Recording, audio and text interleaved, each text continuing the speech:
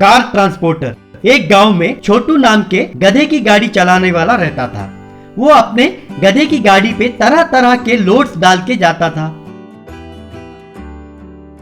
उसके गधी का नाम समंता थी। वो बोले तो उसे बहुत पसंद था। उसे वो तरह तरह के फल और आहार खिला के अच्छी तरह से देखभाल करता था।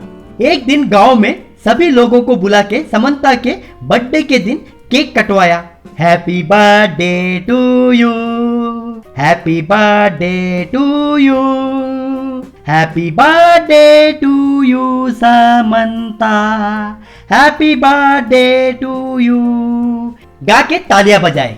छोटू केक कट करके उसे केक खिलाया। तब समंता खुशी खुशी,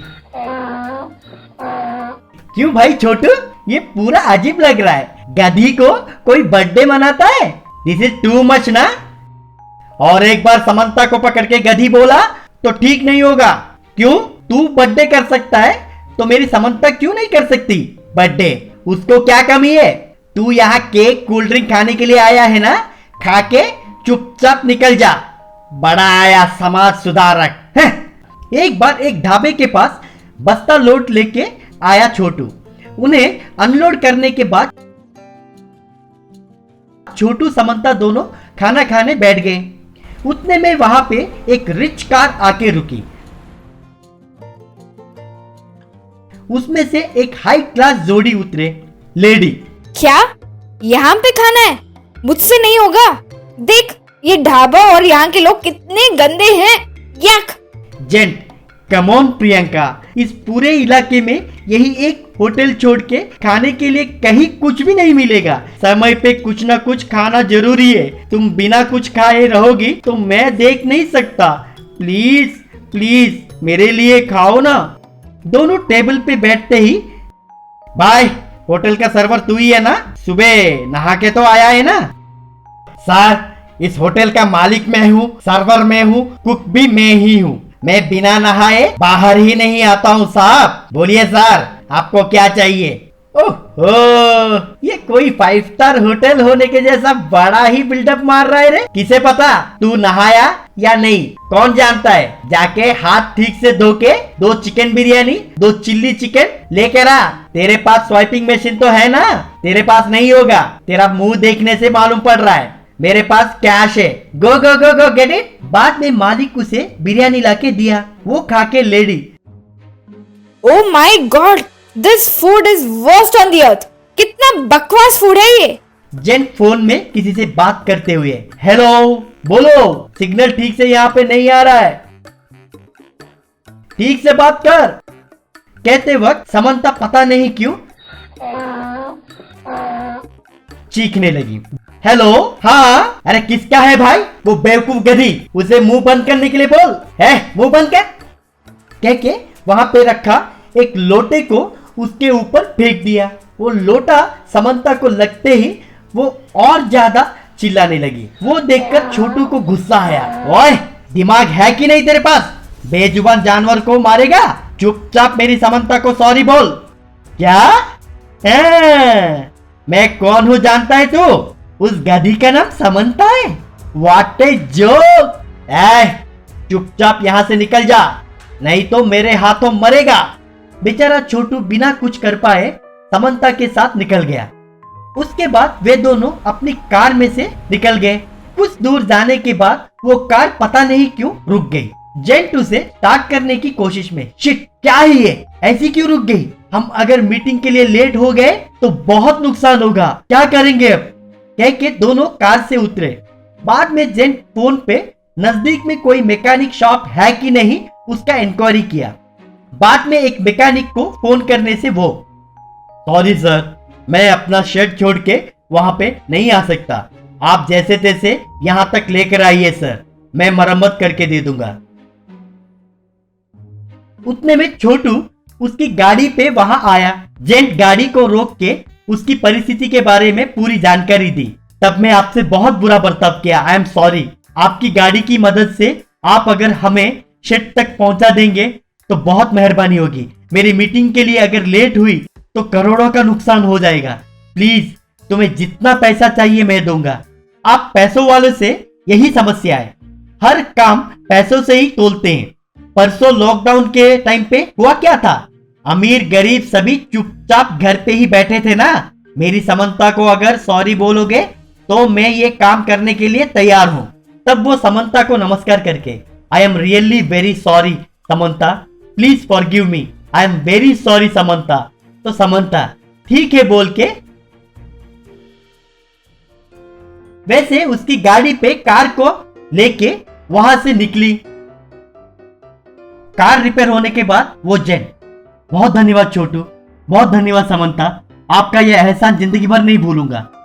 वैसे वो दोनों कार में बैठ के गुजरते वक्त छोटू पेंटर गोरखपुर नाम के गांव में मलिया नाम का एक बूढ़ा घरों को पेंट करके गुजारा करता रहता था। उसके बेटे का नाम रामकृष्णा था। उसने फैशन के लिए अपने नाम को कृष्ण में बदल दिया। कृष्ण ने शहर में ड्राइंग में डिप्लोमा कोर्स करके अब घर पर खाली बैठा रहता था। एक दिन कृष्ण की माँ, बेटा तुमने ड्राइंग डिप्लोमा कहकर हमसे 3 साल फीस भरवाई, एक भी सब्जेक्ट पे पास नहीं हुए। हमें उसका कोई अफसोस नहीं है, पर कम से कम पिताजी के काम में हाथ तो बटाओ बेटा। क्या मैं घरों को पेंट करूं? मुझे समझ क्या रखा है? I am an artist, not a cheap painter. तस्वीर बनाओ या घर पर रंग पोतो, उसे पेंटिंग ही कहते हैं बेटा। मेहरबानी करके मेरा हाथ बटाओ बेटा। पेंटर अलग है और आर्टिस्ट अलग है, वो आप नहीं समझोगे। कृपा करके गांव भर में ढिंडोरा मत पीटो कि मैंने पेंटिंग में डिप्लोमा नहीं किया है। मेरा हुनर क्या है कल ही मैं आप लोगों को दिखाऊंगा, देखते रहिए। अगले दिन गांव में पर्चे बांटे। कुछ पर्चे दीवारों पर भी चिपकाया। पर लिखा था, सुंदर तस्वीर और नेम प्लेट के लिए संपर्क करें रामकृष्णा, कृष्ण क्रिएटिव वर्क्स। एक दिन एक पहलवान कृष्ण के घर आया। बेटा क्या तुम ही कृष्ण हो? मेरी बहुत दिनों से ये इच्छा थी कि मैं अपनी तस्वीर बनवाऊं। क्या तुम मेरी तस्वीर बनाओगे? कितना होगा? रंगीन हो तो 2000, ब्लैक एंड व्हाइट को 1000। कम से कम 2 घंटे बिना हिले डुले बैठना होगा। मुझे रंगीन ही चाहिए बेटा, 2 घंटे नहीं, जितनी देर कहोगे बैठूंगा, पर तस्वीर अच्छी होनी चाहिए।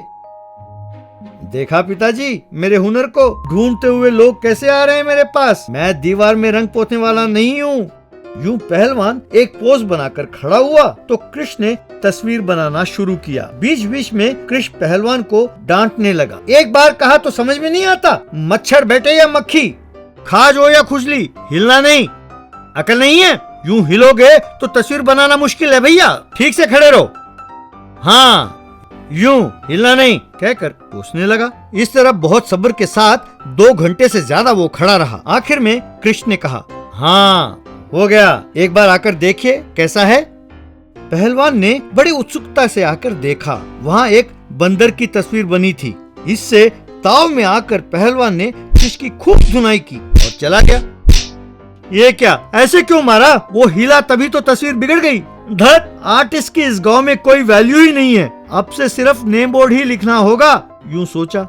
अगले दिन 4 आदमी आकर कृष्ण से अपना नेम बोर्ड बनाने के लिए कहा। शाम को घर आकर कृष्ण, देखा पिताजी, आज मैंने 4 बोर्ड बनाकर 4000 रुपए कमाया। अब से मैं तुमसे ज्यादा कमाऊंगा, देखते जाओ, ऐसा कहा उसने घमंड से। इतने में वे चारों वहाँ आए। आते ही कृष्ण को खूब मारने लगे। आए रे, अरे भाई क्यों मार रहे हो? अरे रुको तो, अरे रुको, मत मारो, कहकर चिल्लाने लगा। अरे रुको भाई रुको, क्यों मार रहे हो? बताओ तो सही, वरना उसे चैन नहीं मिलेगा। क्यों मार रहे हैं? इसने मेरी मिठाई की दुकान पर बाबूलाल स्वीट्स एंड स्नैक्स लिखने को कहा तो बाबूलाल स्वीट्स एंड स्नैक्स लिखा। मैंने इसे get free Coke with each biryani लिखने को कहा तो इसने गेट फ्री कुक लिखा। मेरा तो और भी बुरा लिखा। इसे ऑटो इज फॉर हायर लिखने को कहा तो ऑटो इज फॉर फायर लिखा। वेजिटेबल शॉप की जगह वेजिटेबल शॉप लिखा। इस गधे को अंग्रेजी भी नहीं आती। खबरदार, जो इस गांव में कहीं तस्वीर बनाते हुए या नेम बोर्ड बनाते हुए दिखाई दिए तो हमारे हाथों मारे जाओगे, याद रहे, कहकर वहां से चले गए। उस दिन से कृष्ण पिताजी का हाथ बटाने लगा। एक दिन बाप बेटे ने एक घर को पेंट करना पूरा किया। पिताजी, घर को तो रंग दिया है, एक वेलकम बोर्ड में लिख दूं प्लीज? माल्या मान गया तो घर पर चढ़कर वेलकम बोर्ड लिखने लगा। सब पूरा हुआ तो देखा कि वो उल्टा था। कैसा है पिताजी, बढ़िया है ना? उसे देख माल्या गश खाकर गिर गया। लॉरी चोर। उस गांव के पुलिस स्टेशन में कमिश्नर, हमारे गांव में चोरियां ज्यादा हो रहे हैं। अब तक छोटी छोटी चोरियां होती थी, पर अब बड़ी बड़ी लूट ही हो रहे हैं। इसलिए एसआई के साहब, हमारे गांव के बॉर्डर के पास आपको डाल रहा हूँ। वहां से गुजरे सभी वाहन को चेक करके भेजिए, कह के आदेश दिया। एसआई के बॉर्डर के पास उसके कांस्टेबल से, अरे हमारे कमिश्नर साहब मुझे ही क्यों बॉर्डर के पास ड्यूटी रखे मालूम है? पता है सर, आप एक ईमानदार और स्ट्रिक्ट पुलिस ऑफिसर हैं, इसलिए आपको इस काम के लिए चुना है। सही बात तो है रे। हम आज से सभी व्हीकल्स को ठीक से जांच कर ठीक से तलाशी करके भेजेंगे। उतने में एक ट्रक आई। कांस्टेबल्स, उस ट्रक को चेक करो। वो लॉरी ड्राइवर रविकांत, सर मेरे ट्रक में कुछ भी नहीं है सर, मुझ पे यकीन कीजिए ना सर। वो मैं बताऊंगा। कांस्टेबल ट्रक पूरा चेक करके, कुछ भी नहीं है सर, लॉरी पूरा खाली है। Okay mister lorry driver, you may go, कह के भेज दिया। लॉरी जाने के बाद एसआई, कांस्टेबल्स देखा हमारे चेकिंग से सब लोग कैसे डर रहे। नेक्स्ट व्हीकल चेकिंग कैसे करना है मैं बताता हूँ, सुनो। ऊपर ठीक से चेक करो, नीचे भी ठीक से चेक करो, जरूरत पड़ी तो उठा के भी देखो। तब एक साइकिल आया। उस गाड़ी को रोको रे। कांस्टेबल्स उस साइकिल को रोक के, तुम्हारी गाड़ी की चेकिंग करनी है, कह के उस साइकिल को ऊपर उठा के देखने लगा। गाड़ी के ऊपर नीचे पूरा चेक कर दिया साहब, कुछ भी नहीं है। ओके गुड, उसे भेज दो। आप बहुत ग्रेट हैं, साइकिल को भी बिना छोड़े चेक कर रहे। ऐसे ही काम करते जाएंगे तो देखिए एक ना एक दिन आप असिस्टेंट कमिश्नर जरूर बन जाएंगे।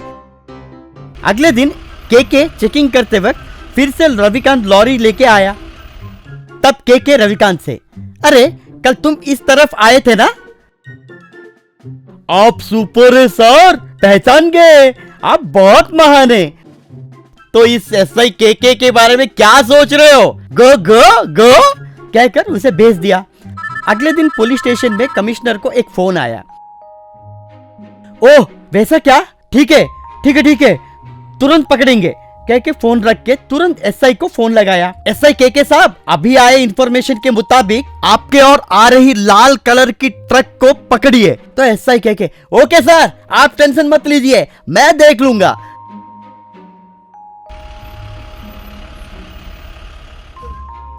एसआई साहब क्या हुआ?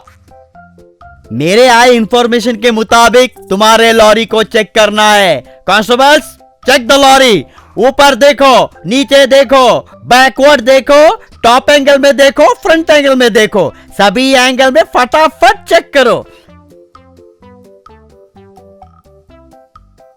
क्या क्या चेक करने के लिए? तो कांस्टेबल्स, कुछ नहीं है साहब, ऑल इज ओके।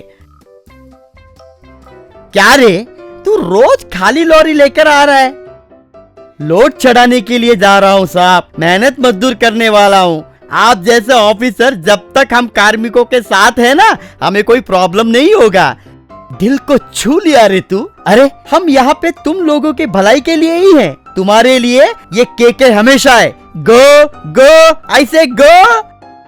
लॉरी जाने के बाद कमिश्नर वहाँ पे आया। ऐसा ही के साहब, मैंने आपको लाल कलर की लॉरी को पकड़ने के लिए कहा, क्या आपने पकड़े? रोका सर, बहुत चेकिंग भी किया, कुछ भी नहीं मिला सर, इसलिए छोड़ दिया। यू इडियट, वो लॉरी चोरियां करता है। क्या लॉरी की चोरियां करता है? बाप रे, मर गया। यू इडियट, छी, आखिर तू ऐसा कैसे बना है रे? तुझे तुरंत कांस्टेबल के पोस्ट पे डिमोशन कर रहा हूँ।